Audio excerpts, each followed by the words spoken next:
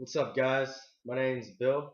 I've been in the Marine Corps for about a year and a half now, and you know, I know there's people that are coming out of high school, and or people that are just very interested in joining the military in general.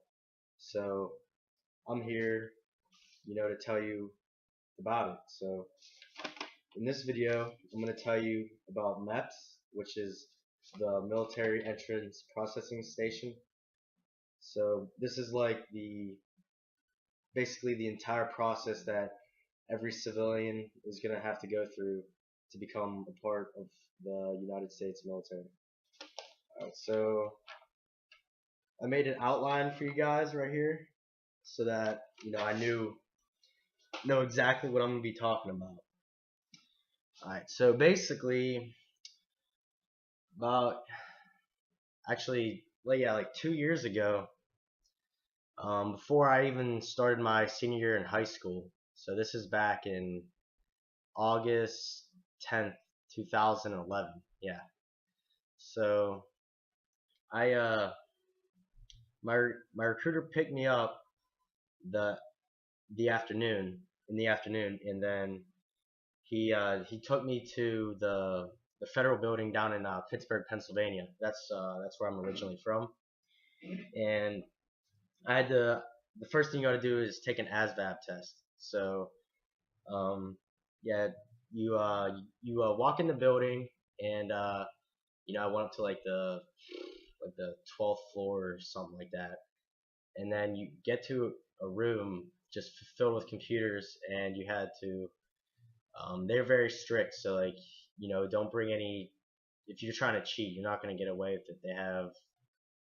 There's a guy walking around watching you the entire time.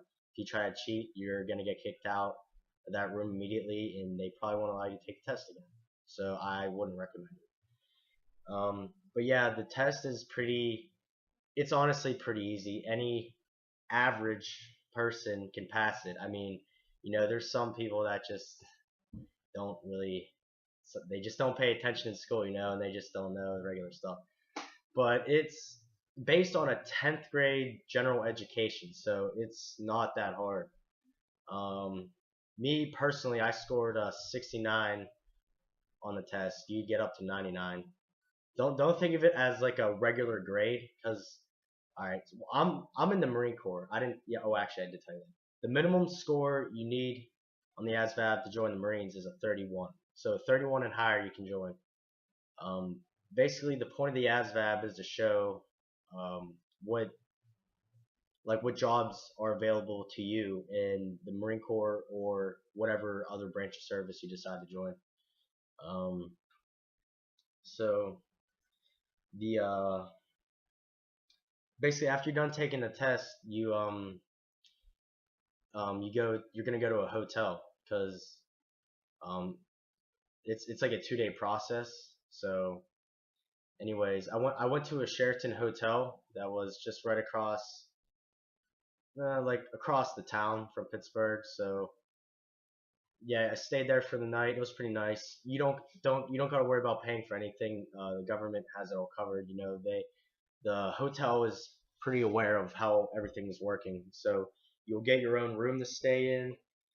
Um, you'll get like a little meal certificate or something like that, so that you could eat dinner that night at the hotel for free. You just show them a piece of paper and they'll give it to you. I was able to use their pool, use their gym, just relax, have a good time, free your mind. Because like MEPS it's usually a 2 day process. Sometimes it's longer if you just if for like paperwork reasons. Sometimes you might have to do longer, but for the normal person, it's 2 days. Sorry about that. Yeah, it actually took like 3 days for me.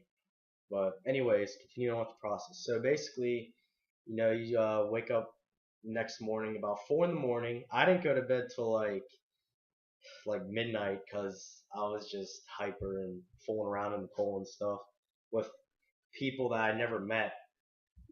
But they become your friends. You just hang out with them for the night. So yeah. So next morning, woke up at like 4. got ready. We had to be downstairs in the lobby at 5, and then by 5:30 we had to be loaded up in this bus right in front of the hotel. So then we from there we drove back to the federal building. So now you're gonna be at the federal building like the entire day. There's a lot of stuff that you gotta do today. So by the time at the end of this day, you should be good, and head back home and do your thing. So let's see. All right. So basically, once you arrive at MEPS, you're gonna go back upstairs or however your building works. You're gonna go check. You're gonna check in with your liaison. So he's gonna sit down, talk to you. You're gonna get your medical folder, and it's gonna have all this paperwork in there that all the medical personnel are gonna fill out when checking all your stuff. So like some of the stuff you have to do is hearing. So you do like a basic hearing test. Honestly, I think that the hearing test they do is a little harder than the average hearing test. I mean I passed, but some of the sounds they start getting really low. Like you're just sitting there listening. What? Like can I hear this? I even put my ears on the headphones just to make it an even tighter thing. They when you take the test, they actually put you in a sound like a room that has no sound. Like it's a kind of like a big vault, and when they close that door, it's just dead silence. Like you hear absolutely nothing, and then you put on the headphones, take your test. Anyways, after the hearing test, you got a eye test. That's just an average eye test.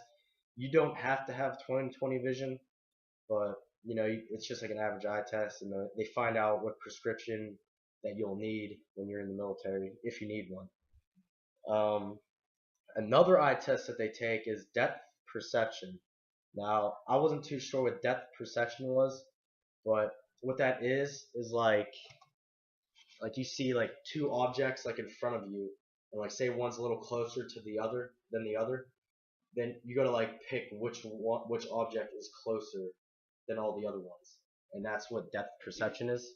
So like on the test, it's like you'll see like four circles in a line, but one of those circles will be a little closer than the other, and you gotta pick like which one is the one that's closer. So, and then there's like 20 of them, and each time you go down, it gets a little more challenging. I'd say it's pretty easy. Like the last one or two is when it started to get a little tricky, but I passed it. So, um, let's see. Next one is blood pressure. Just take like an average blood pressure test. Take a HIV test. So for that, they just put a needle in your arm, draw some blood, and then they'll test for HIV. If you have any HIV, any diseases like that whatsoever, you cannot join the military. Sorry. All right. So next one is a drug test. It's kind of crazy. It's not a normal. I mean, it is a normal drug test. You just gotta piss in a cup. But the way it works there is that for males, anyways, from a male point of view, you go in there. Um, there's urinals right there. You walk. They'll hand you a cup. You're gonna go into the urinal, and while you're doing your business, peeing in the cup, there's a guy that literally stands right next to you and literally watches everything you do. It's kind of uncomfortable because I mean, if you, I wasn't comfortable with a guy like staring at me while I was taking a piss, but they have their reasons why they do that, because some guys try to freaking bring in like a condom and you know fill it up with someone else's piss and put it in their pants or something like that for the drug test. I don't know. I guess it's happened before, so that's what it came down to. So those are basically all the main tests, just to like test all your senses. Make sure you're a normal, qualified person that doesn't have anything wrong with them. Next thing is you gotta do like some medical paperwork. They're gonna ask you like the most ridiculous questions in the world, like every disease known to mankind that I never even heard of, like 80% of these diseases. Like they're gonna ask you like heart disease, blood pressure. I can't even tell you all these crazy diseases. Do you have metal plates in your body whatsoever? Yeah, if you have metal plates or pin screws, whatever of that nature, you can't join. Anyways, there's gonna be like a list, like a friggin' list, like 100 diseases. You're just gonna be like, no, no, no, no, no, no, no, no. But then they're gonna have like one question every now and then that you have to say yes to. Well, you should say yes to because I guess they have those questions there so that you're not. They know that you're not just a person just saying no, no, no, no, no, no, no, no, no, no. So you really gotta read through it, make sure you select, the right answer. But like 95% of them are gonna be no. To the normal person, anyways. Um, let's see here. Okay, so you're gonna after you're basically done with the paperwork, you're gonna do a breathalyzer test. You would literally have to have drank that morning before you went to meps to pop on the breathalyzer. I mean, that's just realistic.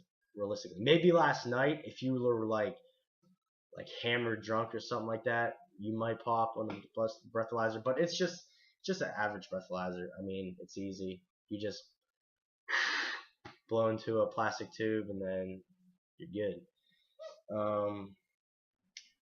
Okay, so then you're gonna now after you complete that whole list of things and that list I just told you about everything you got to do, you're gonna go to you're gonna report back to your liaison. He's gonna give you an interview. He's gonna ask you like, have you ever like almost I want to say like almost borderline interrogate, like borderline. It's like an interview, but he asks like, have you ever did drugs? Or well, he won't say that. Like the way they do it is they'll ask you the same question but in different words. Like they'll be like, have you ever did crack? Have you ever did cocaine? Have you ever did this drug, this drug? And then once you say no to like every drug, then they'll be like, have you did any drugs?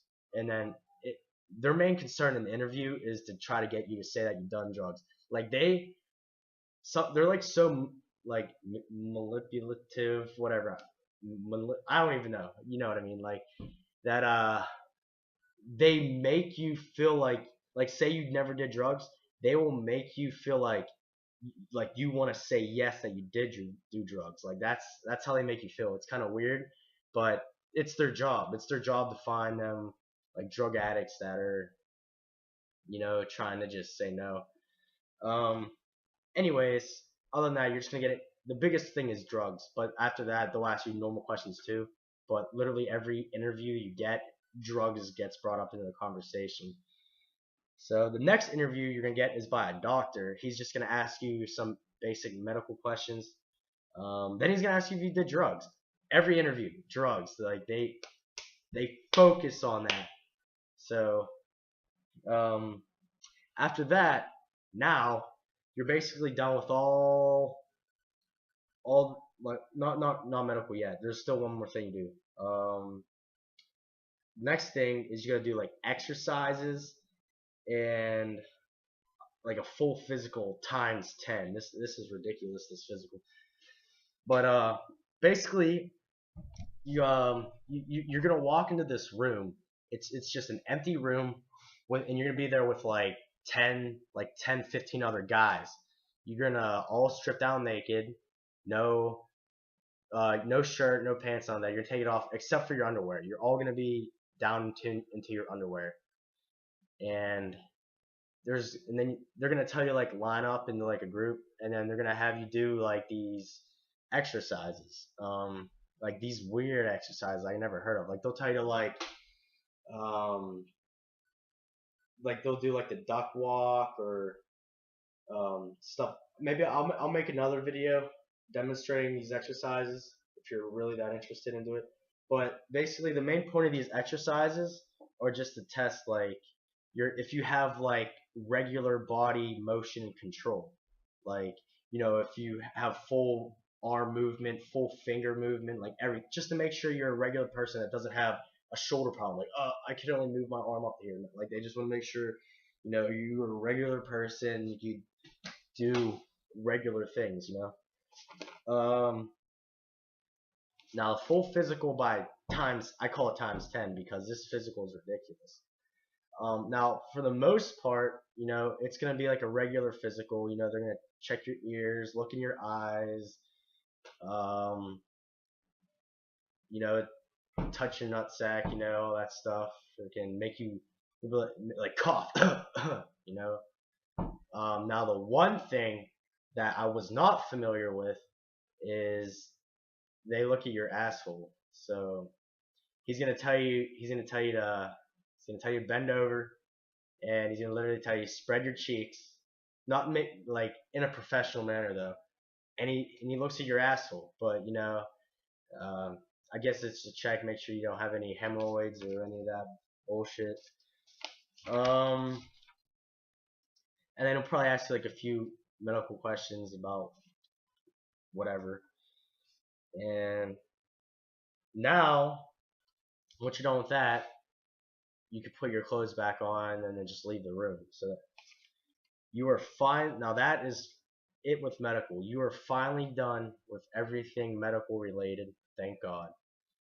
Um, Next thing is you're gonna get your like fingerprinting done. So you're gonna go to this guy. You're gonna be in this waiting room, waiting for this guy to get you, and he's gonna take you back into this room, and there's gonna be like this machine there, and then he's gonna take like every single finger. He's gonna put your finger on this pad right here, and he's gonna roll it from left to right like this, and he's gonna do that with every single finger, so on and so forth, with every single hand. Then he's gonna do it this way, up to down, and he's gonna get literally every single fingerprint on your hand. And now it's gonna be in the system. So if you're thinking about being a criminal at any time in your life, after the military or during the military, they got your fingerprints. You're not getting away with nothing unless you wear gloves or something like that. So once you're done with all your fingerprints, he's gonna take you into this office, and you're gonna see your contract that you're signing for the first time, or I mean that you'll be seeing for the first time. Now it's gonna say, you know, all the agreement that you're agreeing to with the Marine Corps or whatever branch you're joining, and it's gonna say like the date that you're gonna report in to go to boot camp. Mine was July 9th, 2012, and so I seen that. I was like, wow, that's awesome. And then you sign it. You're gonna sign it with they have like a fingerprint scanner. Put your you're gonna biologically sign it. That's what they call it. So you just put a fingerprint on the scanner. Boom, you biologically just signed it. I guess it's just to make things quick. But and then next, like he's gonna give you like an interview. Asking you like, is any of your information fraud? And he starts saying, and he says it's like really serious too. Like it's actually intimidating. Like he makes you feel like the information that you gave him is a lie, but it's not. But it was his job is just to make sure you didn't give him any fraud information, and that you could go to jail for it. Blah blah blah. The punishments go on, but he just talks to you about that, asks you more questions. Anyways, you sign your contract, boom, you're good. You're ready to go, and there's only one last thing you got to do, and that's to swear in. So you're gonna stand by for that for probably an hour or so, sitting in a chair, because you gotta wait for everybody else that went to MEPS with you to get through the system too. So by the time everybody gets finished, you're gonna have a group of people that are all done and ready to go. So then they'll grab all you guys. They're gonna take you into a room, and that's when you are going to swear in into the military. You're gonna raise your right hand. You're gonna take the oath, saying that you're gonna defend the Constitution of the United States, and it's a pretty good feeling. Like you get like a sense of pride in yourself, like what you're doing. So basically, once you swear in, you're done with MEPS. That's the end of it, and you'll have like a little file of papers with you that has your contract in it, all your medical work, like literally everything you did there today. Um, and you're done. Your recruiter picks you up, and then I'm good to go home. So, and then after I got picked up by a recruiter, went home. Like it was kind of weird. I was nervous for probably like the first week after I came back from MEPS because it was kind of weird. Like it felt like I had like a date like just stamped to my head saying like when I left to go to boot camp. I was like, wow, this is so weird, man. I actually have a date when I'm going to boot camp now. Like it was kind of weird. But then like 2 weeks later, like whatever. Yeah, I'm due to leave July 9th, 2012. So yeah. So once I got back, I completed MEPS August 10th, 2011. I completed it before I even started my senior year of high school. So by the time I so basically when I got out of MEPS, I had like a whole year left before I left. So I once you complete MEPS, you're now a part of the delayed entry program, and I'll explain that what that is in my next video. Um, so that's basically it.